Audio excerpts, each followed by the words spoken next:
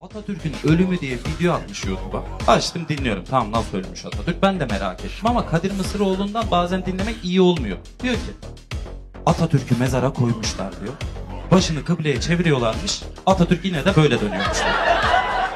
Yani başını kıbleye çeviriyorlarmış. Atatürk yine de öyle dönüyormuş.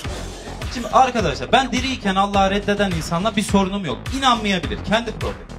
Ama ölüyken Allah'ı reddeden adamın oturup bir düşünürüm. Yani, tamam mı?